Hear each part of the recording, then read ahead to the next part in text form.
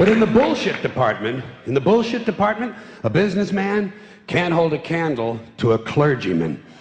Because I got to tell you the truth, folks. I got to tell you the truth. When it comes to bullshit, big time, major league bullshit, you have to stand in awe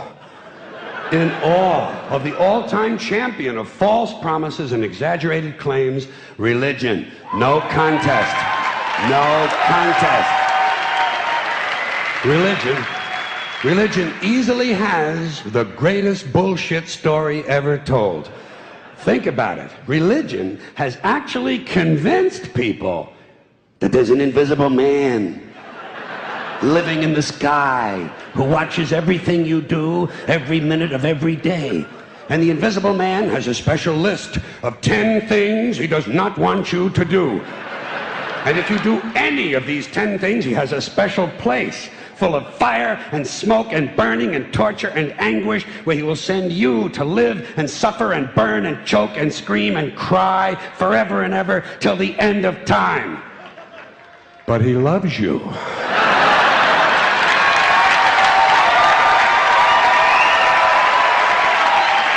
He loves you.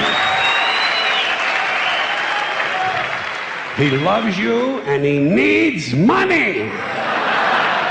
He always needs money. He's all powerful, all perfect, all knowing, and all wise. Somehow, just can't handle money. Religion takes in billions of dollars. They pay no taxes, and they always need a little more. Now, you talk about a good bullshit story. Holy shit.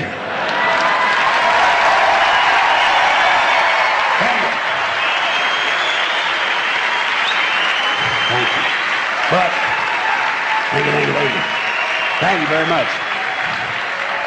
But I want you to know something. This is sincere. I want you to know, when it comes to believing in God, I really tried. I really tried. I tried to believe that there is a God who created each of us in his own image and likeness, loves us very much, and keeps a close eye on things. I really tried to believe that, but I gotta tell you, the longer you live, the more you look around, the more you realize something is fucked up. Something is wrong here. War, disease, death, destruction, hunger, filth, poverty, torture, crime, corruption, and the ice-capades. Something is definitely wrong. This is not good work. If this is the best God can do, I am not impressed. Results like these do not belong on the resume of a supreme being. This is the kind of shit you'd expect from an office temp with a bad attitude. And just between you and me, in any decently run universe, this guy would have been out on his all-powerful ass a long time ago. And by the way, I say this guy because I firmly believe, looking at these results, that if there is a God, it has to be a man. No woman could or would ever fuck things up like this.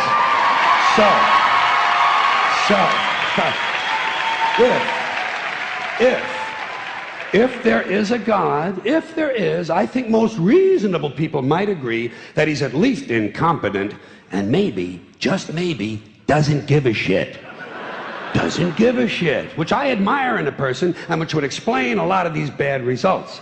So rather than be just another mindless religious robot, mindlessly and aimlessly and blindly believing that all of this is in the hands of some spooky, incompetent father figure who doesn't give a shit, I decided to look around for something else to worship, something I could really count on. And immediately, I thought of the sun. Happened like that.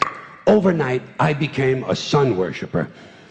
Well, not overnight. You can't see the sun at night. But first thing the next morning, I became a sun worshiper. Several reasons. First of all, I can see the sun, okay? Yeah. Unlike some other gods I could mention, I can actually see the sun. I'm big on that. If I can see something, I don't know, kind of helps the credibility along, you know? So every day I can see the sun as it gives me everything I need: heat, light, food, flowers in the park, reflections on the lake, an occasional skin cancer, but hey, at least there are no crucifixions, and we're not setting people on fire simply because they don't agree with us. Sun worship is fairly simple. There's no mystery, no miracles, no pageantry, no one asks for money, there are no songs to learn, and we don't have a special building where we all gather once a week to compare clothing. And the best thing about the sun, it never tells me I'm unworthy. Doesn't tell me I'm a bad person who needs to be saved. Hadn't said an unkind word. Treats me fine. So I worship the sun. But I don't pray to the sun. Know why? I wouldn't presume on our friendship. It's not polite. I've often thought people treat God rather rudely, don't you? Asking trillions and trillions of prayers every day, asking and pleading and begging for favors. Do this, give me that, I need a new car, I want a better job. And most of this praying takes place on Sunday, his day off. It's not nice, and it's no way to treat a friend. But people do pray, and they pray for a lot of different things. You know, your sister needs an operation on her crotch. Your brother was arrested for defecating in a mall. But most of all, you'd really like to fuck that hot little redhead down at the convenience store. You know, the one with the eye patch and the club foot, huh? Can you pray for that? I think you'd have to. And I say, fine, pray for anything you want. Pray for anything. But what about the divine plan? Remember that?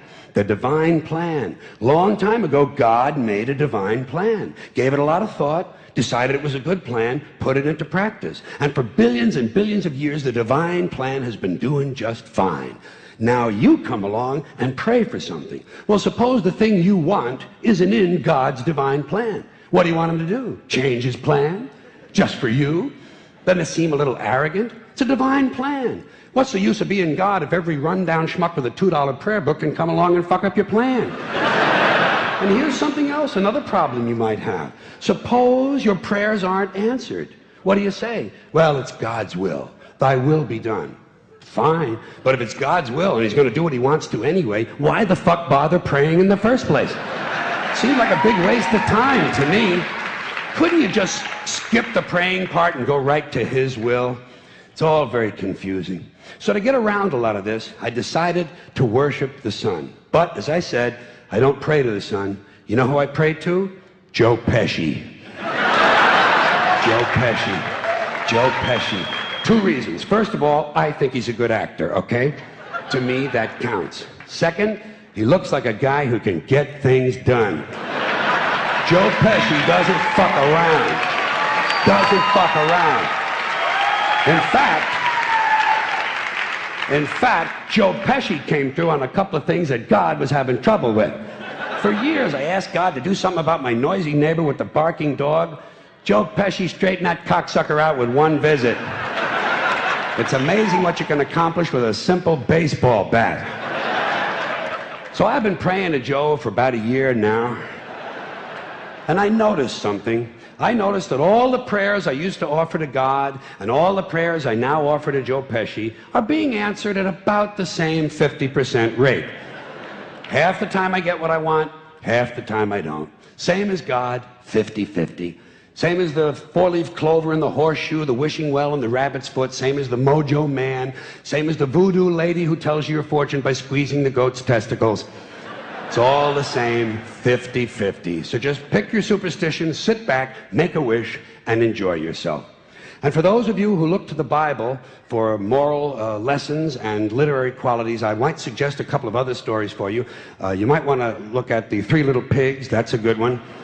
Has a nice, happy ending. I'm sure you'll like that. Then there's Little Red Riding Hood, although it does have that X-rated part where the big bad wolf actually eats the grandmother, which I didn't care for, by the way. And finally, I've often always drawn a great deal of moral comfort from Humpty Dumpty. The part I like the best, all the king's horses and all the king's men couldn't put Humpty Dumpty back together again. That's because there is no Humpty Dumpty and there is no God. None, not one, no God, never was. In fact, I'm gonna put it this way. If there is a God, may he strike this audience dead. See, nothing happened. Nothing happened. Everybody's okay. All right? Tell you what. I'll raise the stakes. I'll raise the stakes a little bit. If there is a God, may he strike me dead. See, nothing happened. Oh, wait, got a little cramp in my leg. And my balls hurt. Plus, I'm blind. I'm blind. Oh, now I'm okay again. Must have been Joe Pesci, huh? God bless Joe Pesci. Thank you all very much. Joe bless you. Thank you very much. I appreciate it.